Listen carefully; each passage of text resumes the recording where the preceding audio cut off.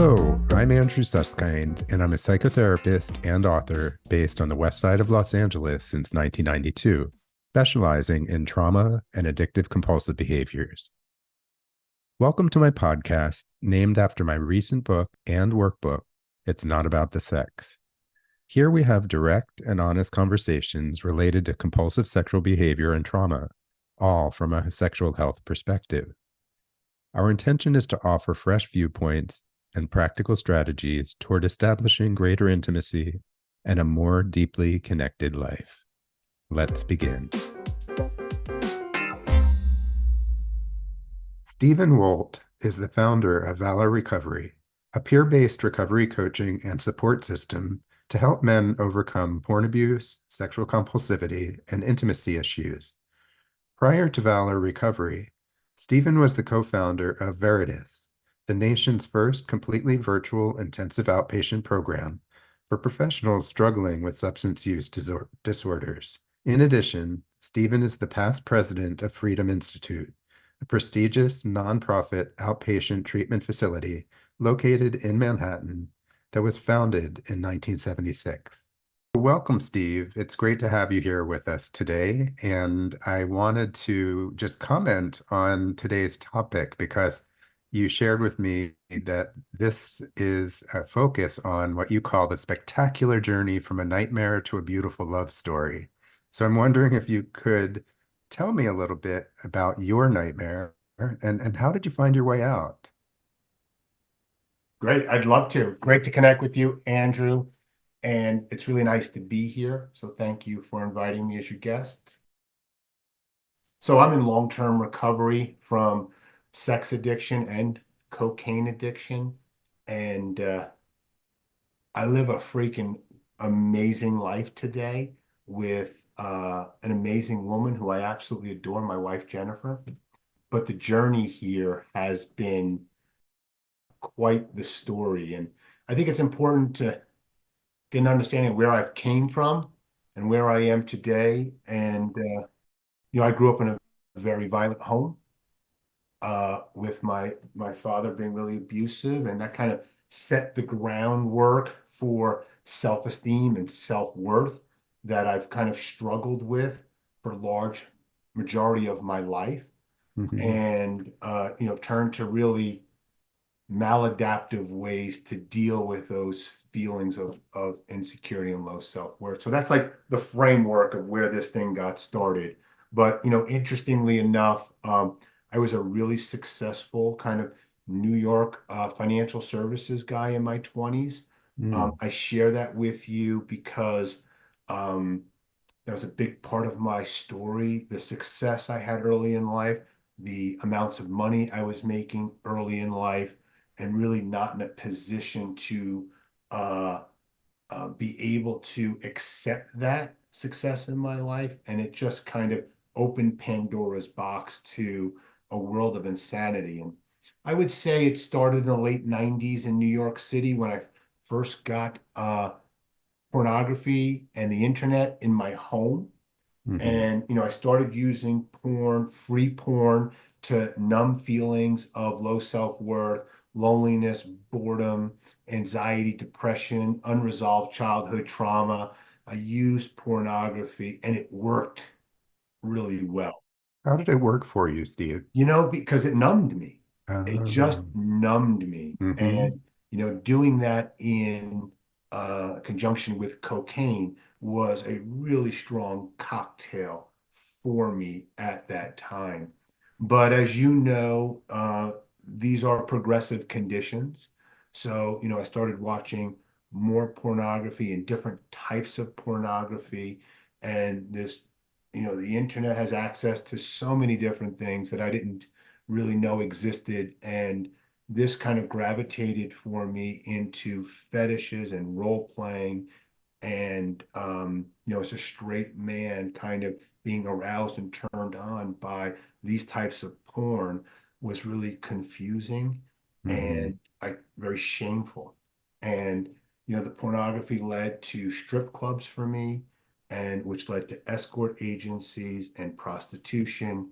And In 2008, I had gotten fired and fired publicly from my job as a result of my drug and sex addiction. I was in and out of residential treatment programs. I like to joke around between 2000 and 2008. Like when the Red Hot Chili Peppers go on tour, they list the cities they went to. I Mm-hmm. did that with residential treatment centers. Mm. And I'd go away for 30 days with the real desire to, get sober. But I'd end up after 30 days going back home, entering the home, going back to working sleep. And within a few months, I'd be back in a hotel room doing drugs and acting out. So it was a rehab tour, A great rehab tour and an expensive one, by the way. I bet. When I was at those treatment centers, I had this other thing going on in my life that I just was not able to talk about. And it was the way I was acting out sexually and where it had ended up. The cross dressing, the fetishing, and all of that. I just did not have the ability to talk about these issues. And as a result, I suffered. Mm-hmm. And it got really bad. I was, getting to a point where I would relapse and end up in emergency rooms with consistency with drug overdoses as well. And Mm-hmm. I had really become suicidal. But for the grace of God in 2009, I Mm-hmm. found a residential treatment program in Hattiesburg, Mississippi at that time. Pine Grove. Pine Grove went, Patrick Carnes in the Meadows. That program was in Mississippi back then. And it really opened my eyes to the idea of sex addiction, challenges I was having, and gave me a platform to really work on the childhood violence that was really problematic in my life. And most important, there was a name to what I was experiencing. And there were other men there that were engaging in the same types of behaviors. And for the first time in my life, I didn't feel alone.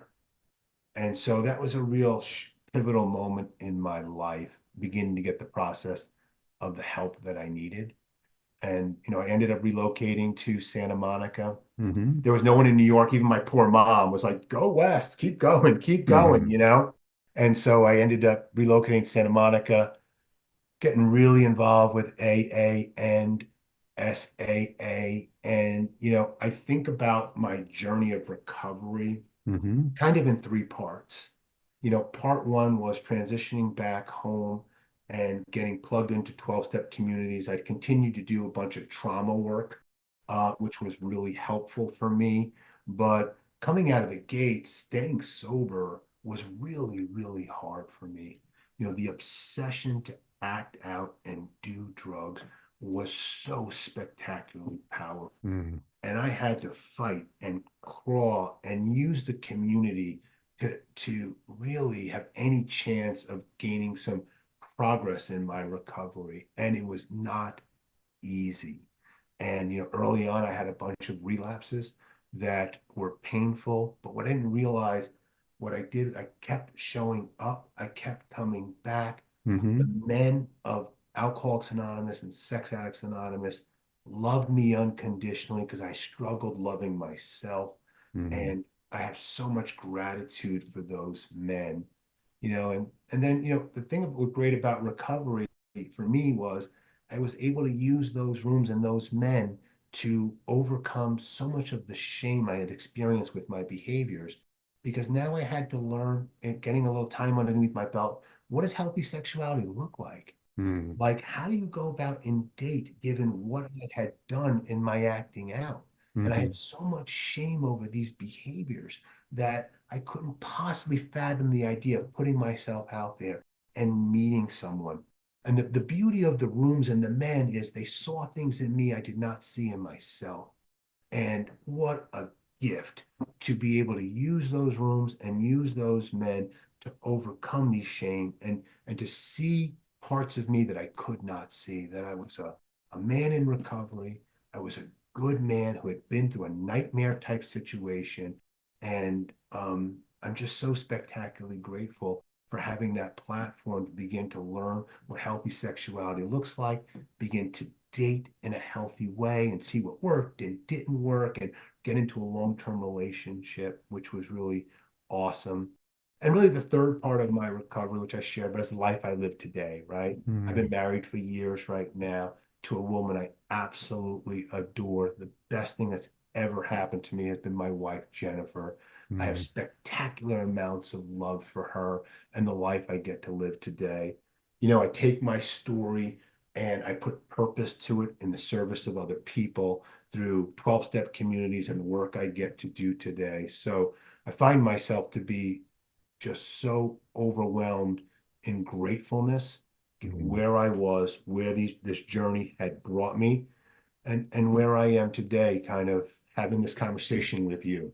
mhm.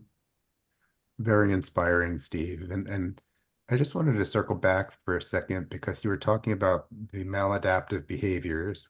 We could call that the sex addiction and the cocaine addiction, but also how they were survival strategies. They were the Mm, best you knew how at the time. And I think it's important just to highlight that you went through a nightmare, as you call it, and that was the best you knew how to do. And I hear that nowadays it's much more there's much more compassion for yourself and also a lot of love in your life that you're able to receive. I remind myself, and I work with a lot of men, and I personally and professionally, and I remind them, if you could have done better, you would have done better. Right, You know, and I look back and that was the best I can do. right.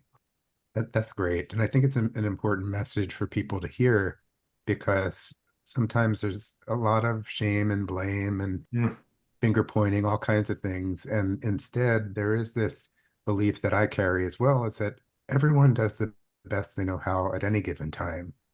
And I'm so pleased for you that you found love, that you found connection, and that your life has really moved on and expanded in beautiful ways. yeah, thank you. Yeah, and it's a great story, and it's a great story for everyone, really, but especially for those in early recovery. So why is it important for the promises of sexual recovery to be talked about, and how have these promises Mm. really come true in your life? Yeah, great question. And so I've been to thousands of Alcoholics Anonymous meetings, as I have with Sex Addicts Anonymous meetings. And woven into Alcoholics Anonymous is the promises. And you don't hear that messaging in 12-step communities around sex with consistency. There's so much misunderstanding around sexual compulsivity, and there's so much shame around it that what's so important for men in particular to realize is abstinence is just the price of entry. There is a spectacular life waiting for you on the other side of this. I have experienced it, and I have seen countless men experience not only transcending porn abuse, sexual compulsivity, and intimacy issues, but thriving in recovery through the power of courage, vulnerability, love, honor, and integrity. To be part of a man's journey there has so rewarding, but you don't hear about that in media. You don't hear about it often in the rooms.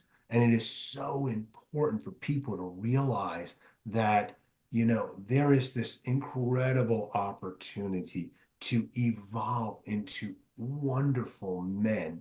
I mean, the men that I go to in my life right now and the men that I admire most in my life are the men that I know that are in long-term sexual recovery. I've got to see them become incredible fathers, incredible husbands, leaders in the communities in which they serve.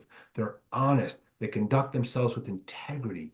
And that messaging is so important to get out there to the world that there's such an opportunity for doing this work. Mhm. Which is really about hope, isn't it? 100%. Yeah, yeah. And I just want to highlight that I know your circle of recovery is men, but in the S rooms, what different fellowships, there's also women who Wonderful. are suffering and some who are thriving. And so I just want to mention that as a broader scope. but I appreciate what you're saying that I don't think there's anything that really compares to the kind of love and fellowship that men can show men. It's just astounding.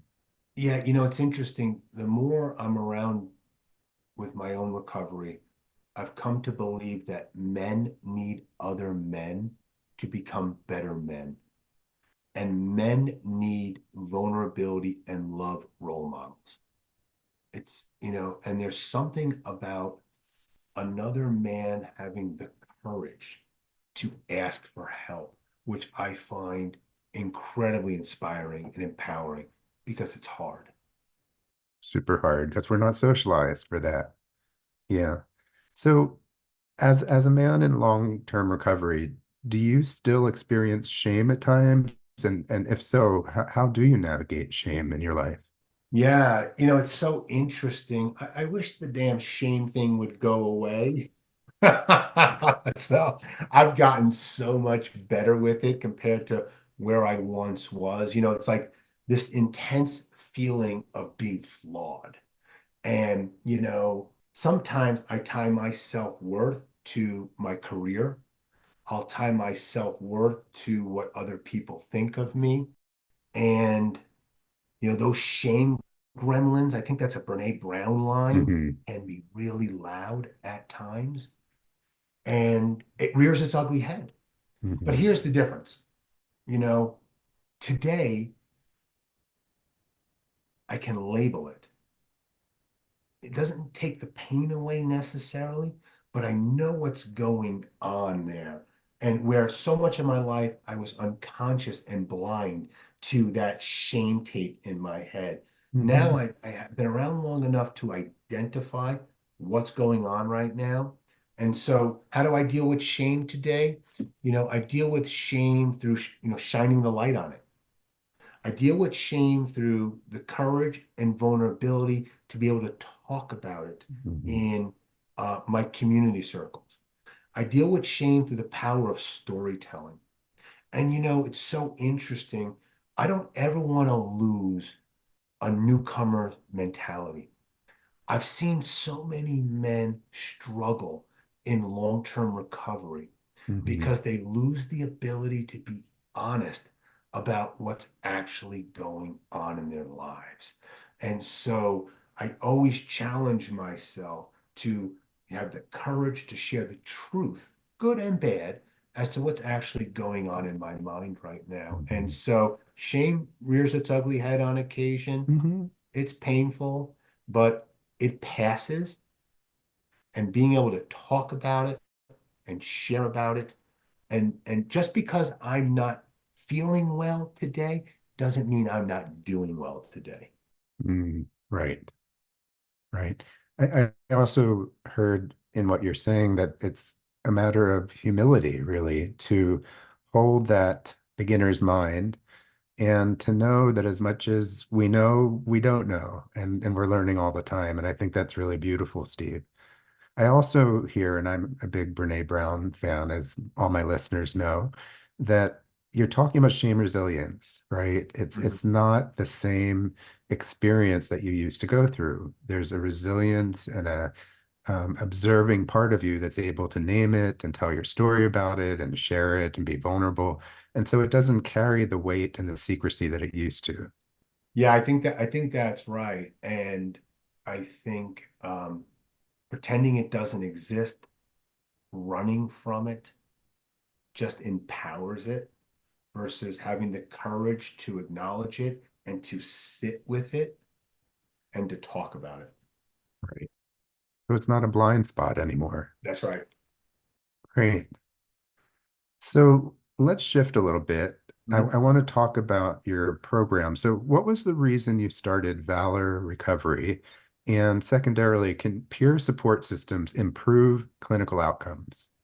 Yeah, I just to step back, 2017, I founded a company called Veritas, which was a telehealth intensive outpatient program primarily for impaired physicians and impaired lawyers dealing with substance use disorders. And the premise of that program, it was all done virtually, which was, years before COVID, but we integrated clinical and coaching in the same outpatient program.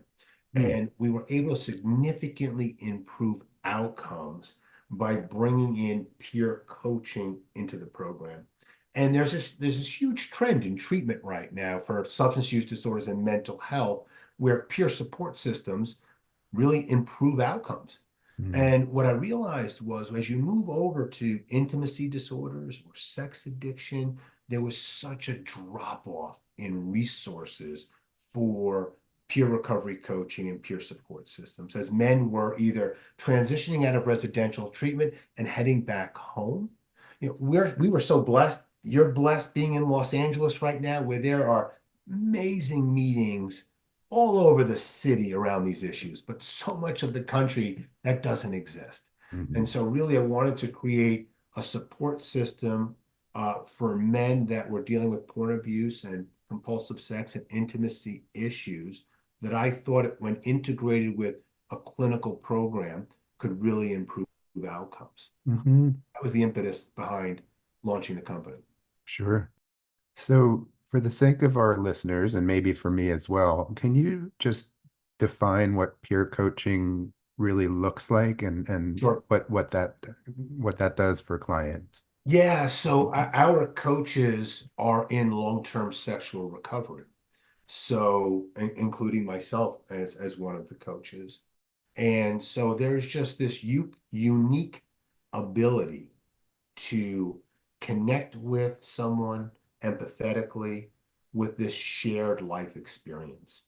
And so I have found that to be incredibly valuable in helping men, because we work with men, to overcome shame, for accountability, but also to begin to break the barriers down for like psychological safety, where people can actually share what they're experiencing, what they've done in the past. And I think one peer talking to another peer that has the same life experience can be really empowering.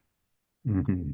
Part of what I think I get tripped up on, and I know others do as well, is the differences between coaching and therapy. And you're talking about a very particular kind of coaching, a peer support system. Help us understand what makes them different. Yeah, great question. Coaching is not therapy, and coaching, early on in sexual recovery, you know, could and should be done in conjunction with clinical work as well to provide the best possible outcome.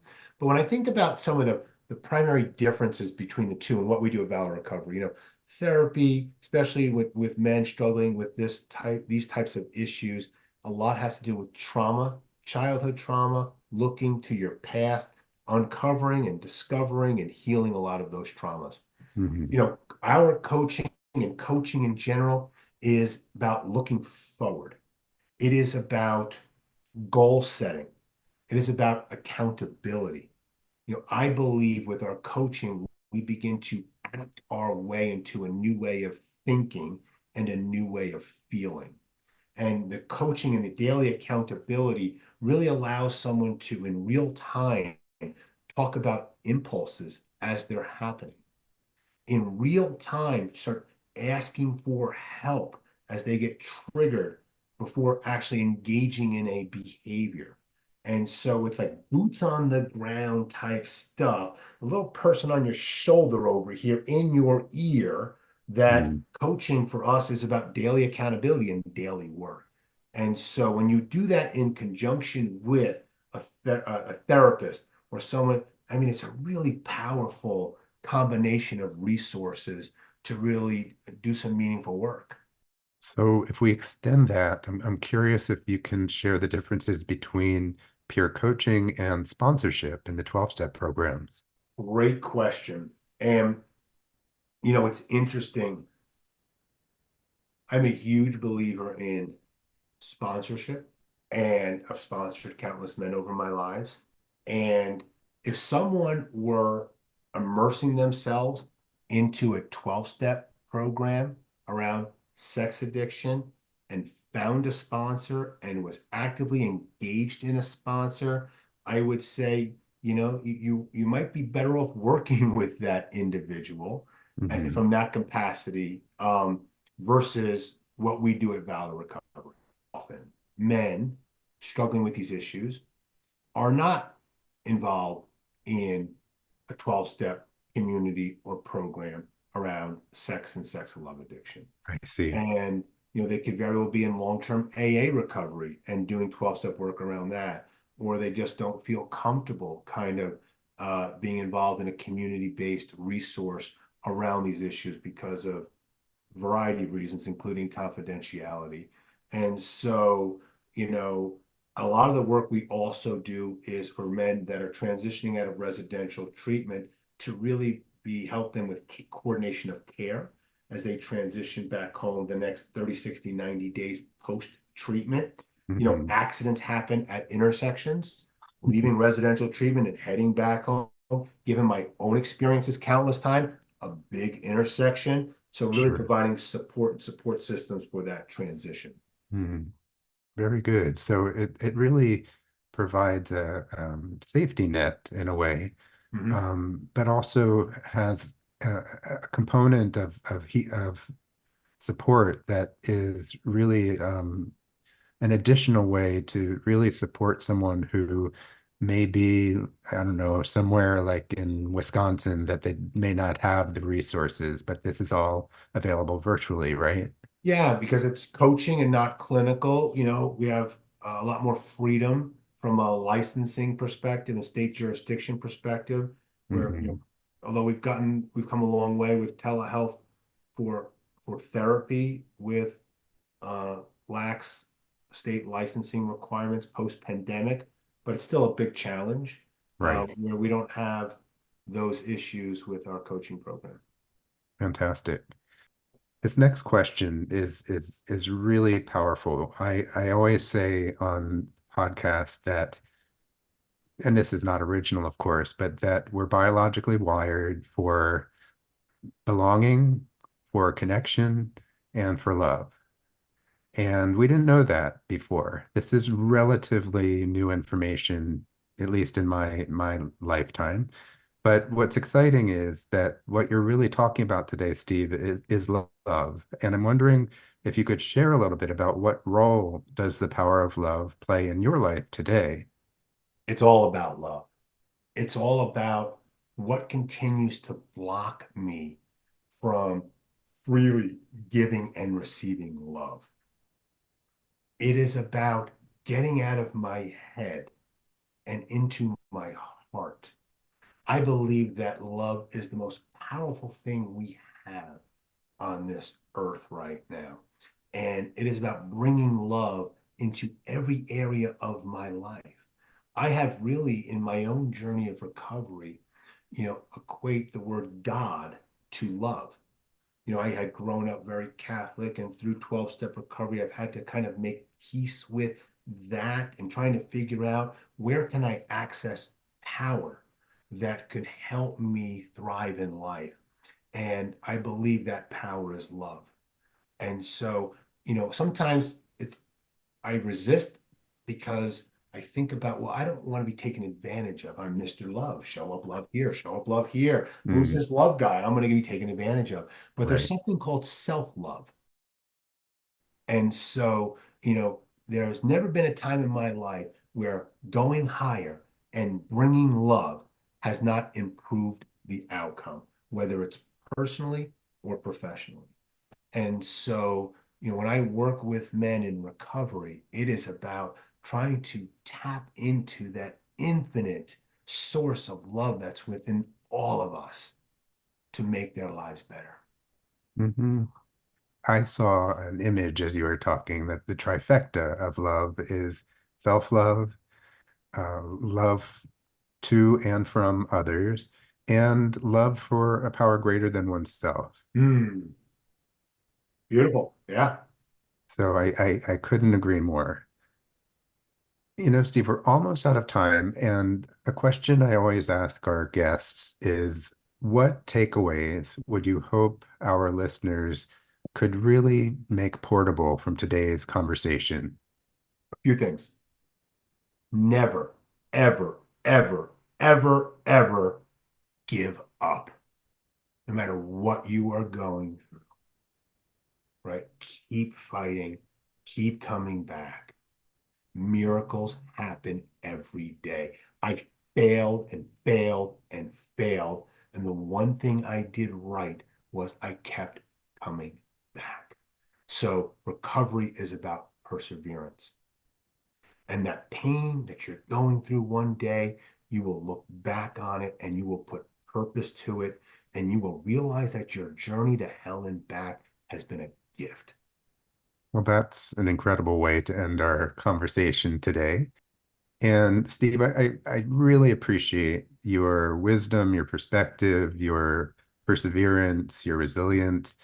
Not only is it inspiring, but it really speaks to how you've taken all of these experiences and bottled them up into what you're doing professionally, which is sounds fantastic.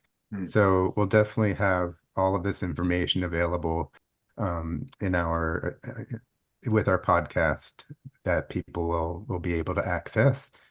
And I hope one way or the other we'll get to cross paths again sometime. It would be great to see you in person. I love that. All right. Well, you take care, Steve, and Okay. be well. All right. Have a nice day. You too. Thanks for listening today. It was terrific sharing the time with my colleague, Steve Wolt, and discussing this really meaningful topic. He can be reached through his website at www.valorrecoverycoaching.com, and that's spelled VALOR, recoverycoaching.com. And if you're so inclined, please give us a 5-star rating and be sure to subscribe and share my podcast with those who may benefit. I look forward to you joining us the next time, and don't forget to stay connected.